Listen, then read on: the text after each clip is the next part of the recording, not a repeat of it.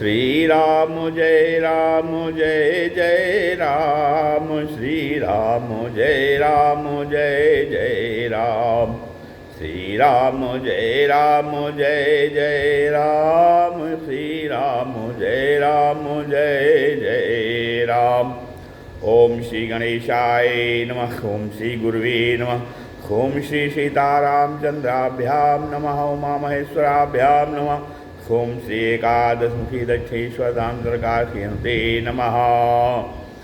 शान्ताकारं भुजगशयनं पद्मनाभं सुरेशं, विश्वाधारं गगनसदृशं मेघवर्णं शुभांगं, लक्ष्मीकान्तं कमलनयनं योगिभिर्ध्यानगम्यं, वन्दे विष्णुं भवभयहरं सर्वलोकैकनाथं। यं ब्रह्मा वरुणेन्द्ररुद्रमरुतः स्तुवन्तु दिव्यैस्तवै, वेदैः साङ्गपदक्रमोपनिषदैर्गायन्ति यमसामगा, ध्यानावस्थितद्गतेन मनसा पश्यन्ति यं योगिनो, यस्यान्तं न विदुषुरासुरगणा, देवाय तस्मै नमः। नीलाम्बुजश्यामलकोक्ष्मलाङ्गं सीताक्षमारोपितवामभागं, पाणौ महासायकचारुचापं नमामि रामं रघुवंशनाथं। श्लोकाभिरामं रणरङ्गधीरं राजीवनेत्रं रघुवंशनाथं, कारुण्यरूपं करुणाकरं तं श्रीरामचन्द्रं शरणं प्रपद्ये। वंशी विभूषितकरान्नवनीरदाभात्, पीताम्बरादरुणबिम्बफलाधरोष्ठात्, पूर्णेन्दुसुन्दरमुखादरविन्दनेत्रात्, कृष्णात् परं किमपि तत्त्वमहं न जाने।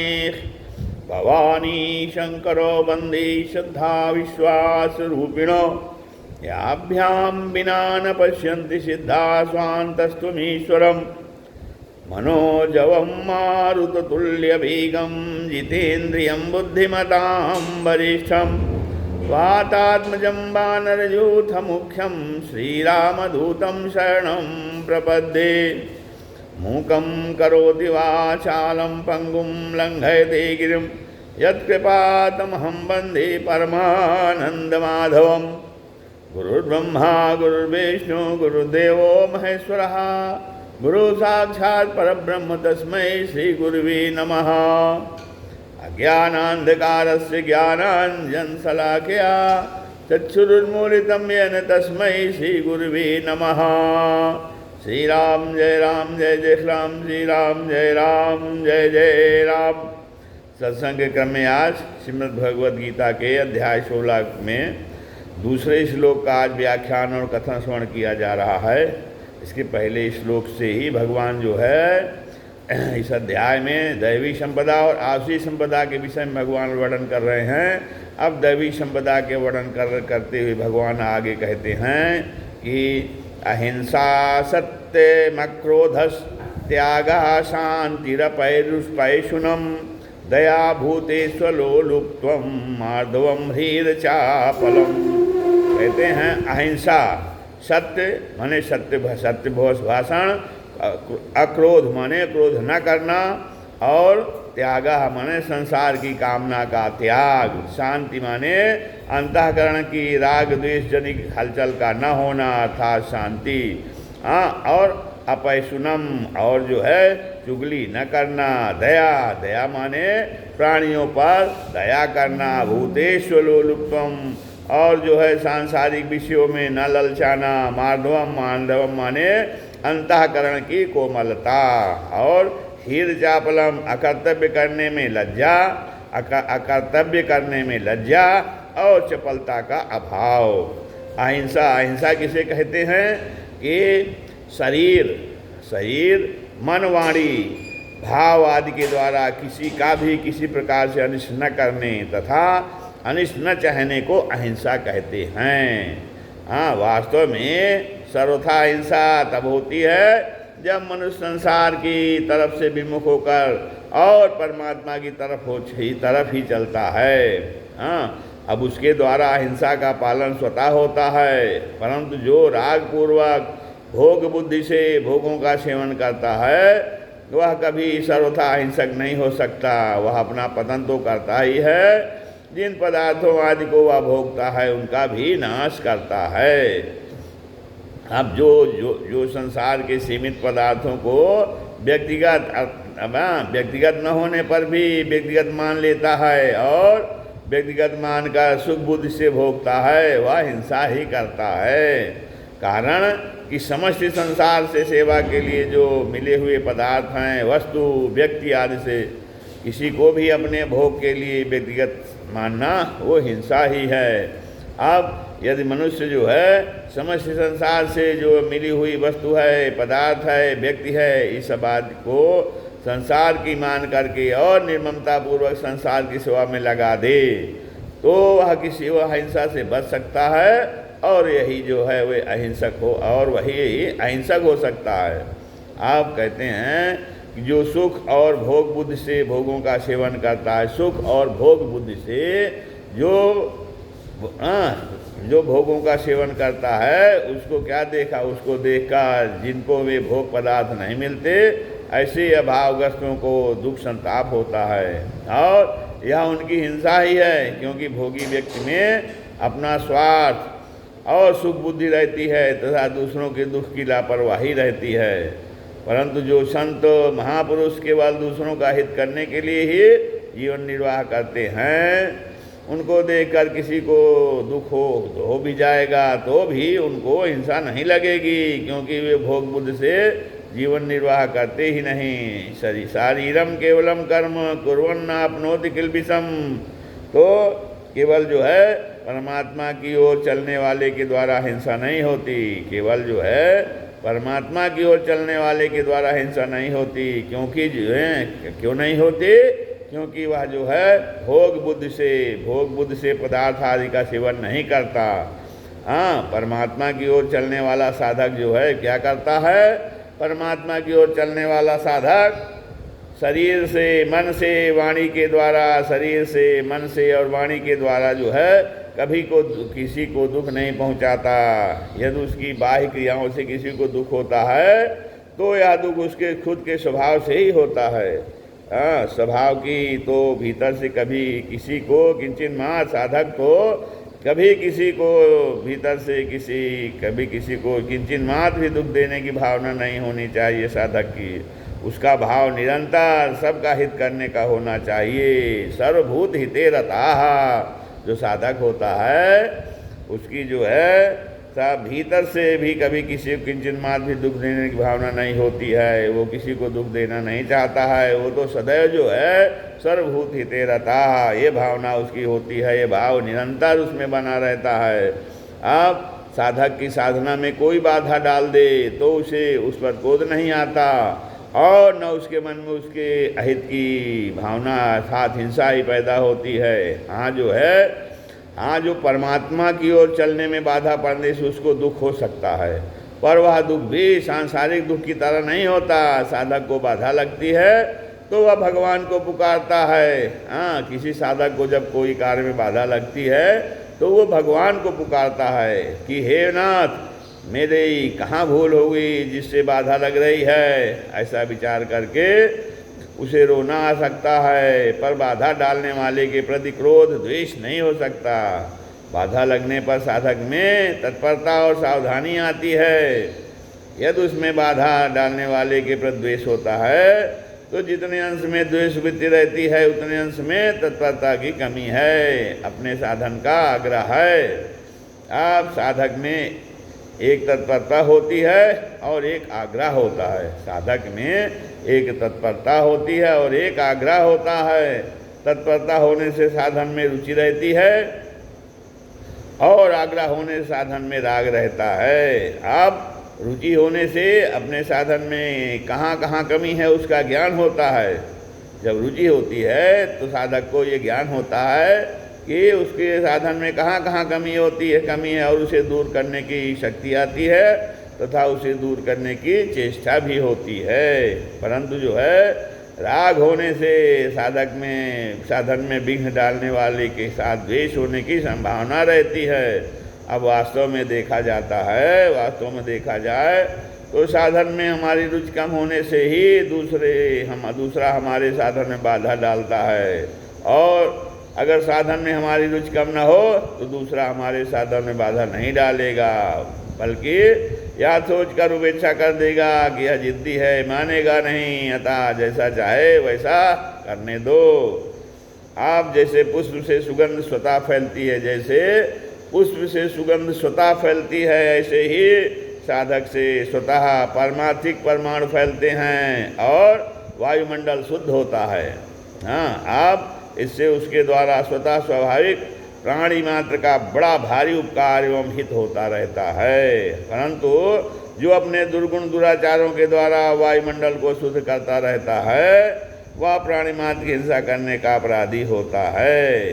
अब अहिंसा के बाद सत्यम, सत्यम माने अपने स्वार्थ और अभिमान का त्याग करके केवल दूसरों के हित की दृष्टि से जैसा सुना, देखा, पढ़ा, समझा और निश्चय किया है, मतलब जैसा सुना, देखा, पढ़ा, समझा और निश्चय किया है, उससे ना अधिक जो है और न कम, उससे ना अधिक न कम, वैसा का वैसा प्रिय शब्दों में कह देना सत्य है।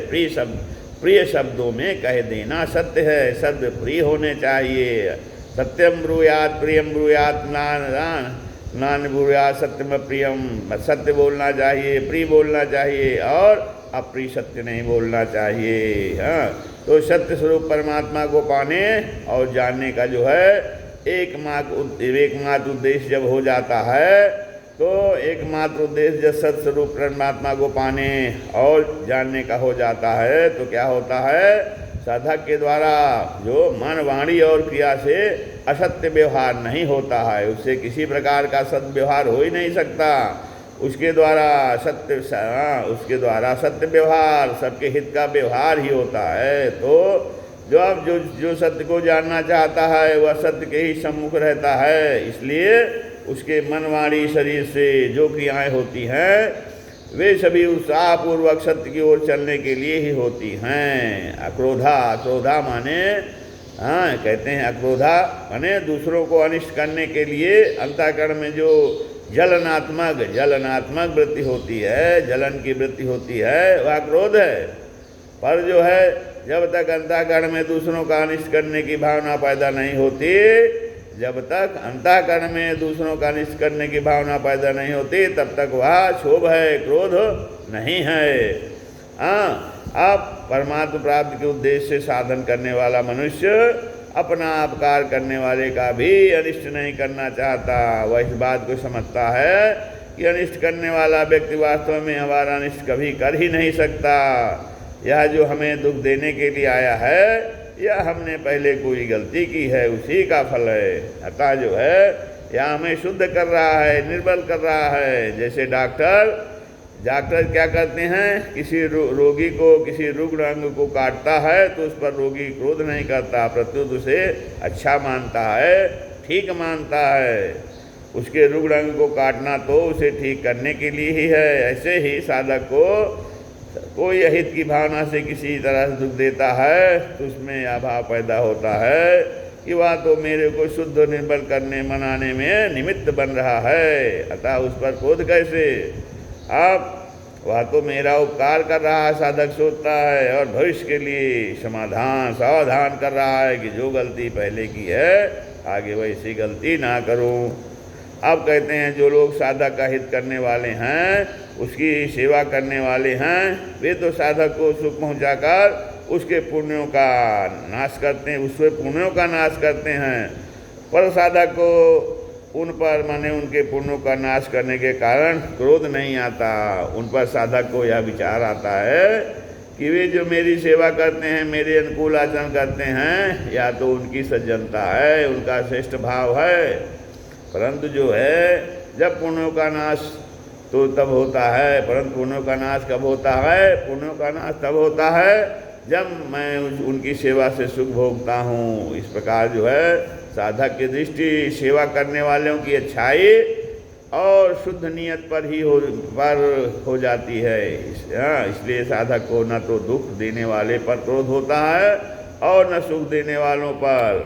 अब त्यागा, त्याग माने त्याग क्या होता है? संसार से विमुख हो जाना ही असली त्याग है। हाँ, साधक के जीवन में बाहर का और भीतर का दोनों का ही त्याग होना चाहिए। जैसे बाहर से पाप, अन्याय, अत्याचार, दुराचार आदि का और बाहरी सुख आराम आदि का त्याग भी करना चाहिए, और भीतर से सांसारिक नाशवान वस्तुओं की कामना का त्याग भी करना चाहिए। इसमें भी बाहर के त्याग की अपेक्षा भीतर की कामना का त्याग श्रेष्ठ है। कामना का सर्वथा त्याग होने पर तत्काल शांति की प्राप्ति होती है। त्यागात् शांतिम् अनंतरम। तो साधक के लिए उत्पन्न और नष्ट होने वाली वस्तुओं की कामना ही वास्तव में सबसे ज़्यादा बाधक होती है। हाँ, जो वस्तु उत्पन्न होती है और नष्ट होती है, तो नश्वर वस्तु की जब कामना करता है साधक तो वो सबसे बड़ी बाधा है। क्योंकि कामना का सर्वथा त्याग करना चाहिए। और त्याग कब होता है? कामना का त्याग कब होता है? जब साधक का उद्देश्य क्या एकमात्र परमात्मा प्राप्त का ही हो जाता है, तब उसकी कामनाएं दूर होती चली जाती हैं। कारण कि सांसारिक भोग और संग्रह साधक का लक्ष्य नहीं होता है। साधक का लक्ष्य सांसारिक भोग और संग्रह करना नहीं है, एकमात्र परमात्मा की प्राप्ति है। कारण कि सांसारिक भोग और संग्रह सांसारिक भोग और संग्रह की कामना जो है त्याग करते हुए साधन में अपने साधक जो है अपने साधन में आगे बढ़ता रहता है। अब त्याग के बाद जो है शांति। शांति क्या है? अंतःकरण में राग द्वेष जनित हलचल का न होना शांति है। अंतःकरण में जो राग द्वेष जनित हलचल होती है वो हलचल ना हो, ये इसी को शांति कहते हैं। क्योंकि संसार के साथ राग द्वेष करने से ही अंतःकरण में अशांति आती है, और उनके न होने से अंतःकरण स्वाभाविक ही शांत और प्रसन्न रहता है। हाँ, अनुकूलता से क्या होता है? पुराने पुण्यों का नाश होता है, और उसमें अपना स्वभाव सुधरने की अपेक्षा बिगड़ने की संभावना अधिक रहती है। परंतु जब प्रतिकूलता है तो प्रतिकूलता आने पर पापों का नाश होता है। प्रतिकूलता आने पर पापों का नाश होता है, और अपने स्वभाव को में भी सुधार होता है। इस बात को समझने पर प्रतिकूलता में भी स्वतः शांति जो है वो बनी रहती है। अब किसी परिस्थिति आदि को लेकर जो है साधक में कभी राग द्वेष का भाव हो भी जाता है, तो उसके मन में अशांति पैदा हो जाती है, और अशांति होते ही वह तुरंत सावधान हो जाता है कि राग द्वेष पूर्वक कर्म करना मेरा उद्देश्य नहीं है। इस विचार से फिर शांति आ जाती है और समय पाकर स्थिर हो जाती है। अपैशुनम माने किसी के दोष को दूसरे के आगे प्रकट करके दूसरों में उसके प्रति दुर्भाव पैदा करना अपिशुनता है, और इसका सर्वथा भाव ही अपैशुन है। अब परमात्मा प्राप्ति का है उद्देश्य होने से साधक कभी किसी की चुगली नहीं करता। ज्यों ज्यों उसका साधन आगे बढ़ता चला जाता है, त्यों ही त्यों उसकी दोष दृष्टि और द्वेष वृत्ति मिटकर दूसरों के प्रति उसका स्वतः ही अच्छा भाव होता चला जाता है।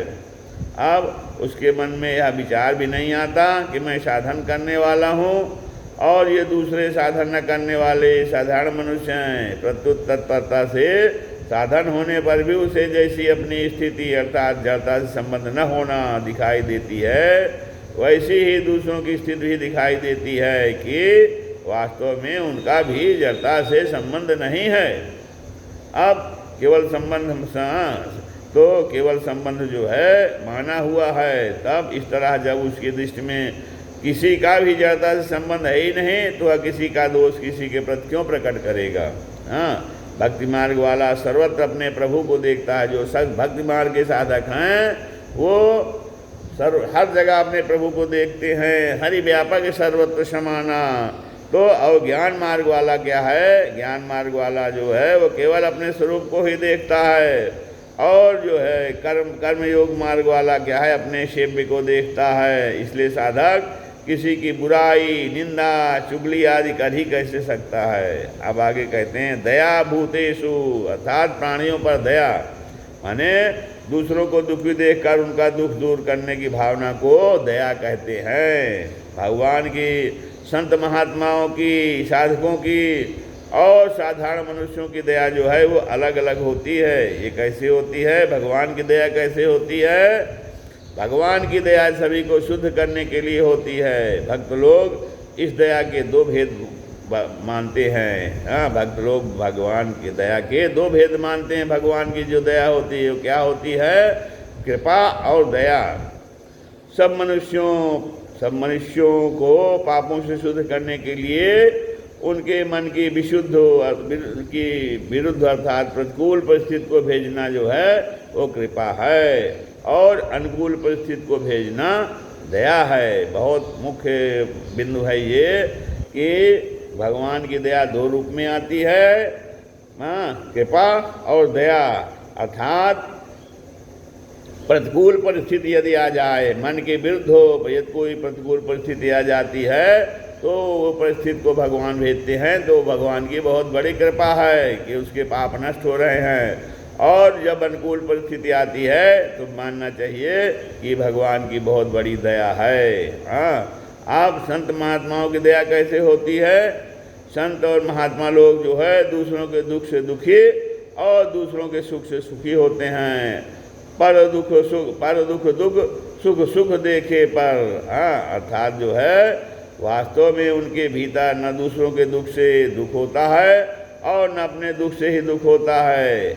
अपने पर प्रतिकूल परिस्थिति आने पर वे उसमें भगवान की कृपा को देखते हैं, पर दूसरों पर दुख आने पर उन्हें सुखी करने के लिए वे अपने दुख को स्वयं अपने पर ले लेते, उनके दुख को स्वयं अपने पर ले लेते हैं। अब जैसे इंद्र ने क्रोधपूर्वक बिना अपराध के दधीचि का सिर काट दिया था, पर जब इंद्र ने अपनी रक्षा के लिए उनकी हड्डियां मांगी तब दधीच ने सहज प्राण देकर उन्हें अपनी हड्डियां दे दी। तब इस प्रकार संत महापुरुष दूसरे के दुख को सह नहीं सकते, प्रत्युत जो है बल्कि उन्हें सुख पहुंचाने के लिए अपने सुख सामग्री और प्राण तक दे देते हैं, चाहे दूसरा उनका हित करने वाला ही क्यों न हो। इसलिए संत महात्माओं की दया विशुद्ध हो, विशेष शुद्ध हो और निर्मल होती है। तो कहते हैं कि कर्णस्त्वचं शिबिर्मांसं जीवं जीमूत वाहनः ददो दधीचिस्थीनि नास्य देयं महात्मनाम। कहते हैं कर्ण ने अपनी त्वचा, शिव ने अपना मांस और दधीच ने अपनी हड्डियां दे दी, बादल अपना जीवन दे देते हैं। सब है महात्माओं के लिए, सच है महात्माओं के लिए, अर्थात परहित के लिए कुछ भी अधेय नहीं है। हाँ, आप कहते हैं अब साधकों की दया बता रहे हैं। साधकों की दया कैसे होती है? साधक अपने मन में दूसरों का दुख दूर करने की भावना तो रखता है और उसके अनुसार उनका दुख दूर करने की चेष्टा भी करता है। दूसरों को दुख देकर उसका हृदय द्रवित हो जाता है, साधक का हृदय द्रवित हो जाता है, क्योंकि वह अपनी ही तरह दूसरों के दुख को भी समझता है। हाँ, इसलिए उसका यह भाव रहता है कि सब सुखी कैसे हों, सबका भला कैसे हो और सबका उद्धार कैसे हो, सबका हित कैसे हो। अपनी ओर से वो ऐसी ही चेष्टा करता है, परंतु मैं सबका हित करता हूँ, सबके हित की चेष्टा करता हूँ। इन बातों को लेकर उसके मन में जो है अभिमान नहीं होता। क्या, क्यों? कारण कि दूसरों का दुख दूर करने का सहज स्वभाव बन जाने से उसे अपने इस आचरण में कोई विशेषता नहीं दिखती, इसलिए उसको अभिमान नहीं होता। अब जो प्राणी भगवान की ओर नहीं चलते, दुर्गुण दुराचारों में रत रहते हैं, दूसरों का अपराध करते हैं और अपना पतन करते हैं, ऐसे मनुष्यों पर साधक को क्रोध ना कर दया आती है। इसलिए वह हरदम ऐसी चेष्टा करता रहता है कि लोग दुर्गुण दुराचारों से ऊपर कैसे उठें, इनका भला कैसे हो। और कभी कभी वह उनके दोषों को दूर करने में अपने को निर्बल मानकर भगवान से प्रार्थना करता है कि हे नाथ, ये लोग इन दोषों से छूट जाएं और आपके भक्त बन जाएं। अब साधारण मनुष्यों की दया कैसे होती है? साधारण मनुष्य की दया में थोड़ी मलिनता रहती है। वह किसी जीव के हित की चेष्टा करता है तो यह सोचता है कि मैं कितना दयालु हूँ, मैंने इस जीव को सुख पहुँचाया तो मैं कितना अच्छा हूँ। हर एक आदमी मेरे जैसा दयालु नहीं है, कोई ही होता है ऐसा। हाँ, इस प्रकार लोग जो है मुझे अच्छा समझेंगे, मेरा आदर करेंगे आदि बात हैं, तो अब अपने में महत्व बुद्धि रखकर जो दया की जाती है उसमें दया का अंश तो अच्छा है, पर साथ में उपयुक्त मलिनताएं रहने से उस दया में अशुद्धि आ जाती है। अब इनसे भी साधारण दर्जे के मनुष्य दया तो करते हैं, पर उनकी दया ममता वाले व्यक्तियों पर ही होती है। जैसे वे हमारे परिवार के हैं, हमारे मत और सिद्धांत को मानने वाले हैं, तो उनका दुख दूर करने की इच्छा से उन्हें सुख आराम देने का प्रयत्न करते हैं। यह दया ममता और पक्षपात युक्त होने से अधिक अशुद्ध है। अब इनसे भी घटिया दर्जे के वे मनुष्य हैं जो केवल अपने सुख और स्वार्थ की पूर्ति के लिए ही दूसरों के प्रति दया का बर्ताव करते हैं। अलोलुप्तम यानी इंद्रियों का विषयों से संबंध होने से अथवा दूसरों को भोगते हुए देखने में से मन का अर्थात भोग भोगने के लिए ललचा उठने का नाम लोलुपता है, और उसके सर्वथा भाव का नाम अलोलुप्त है। अलोलुपता के उपाय क्या हैं? साधक के लिए विशेष सावधानी की बात है कि वह अपनी इंद्रियों से भोगों का संबंध न रखे और मन में कभी ऐसा भाव ऐसा अभिमान न आने दे कि मेरा इंद्रियों पर अधिकार है, अर्थात इंद्रियां मेरे बस में, अतः मेरा क्या बिगड़ सकता है। फिर दूसरा बात है कि मैं हृदय के परमात्मा की प्राप्ति चाहता हूँ, और अगर कभी हृदय में विशेष लोलुपता हो गई तो मेरा पतन हो जाएगा और परमात्मा से विमुख हो जाऊंगा।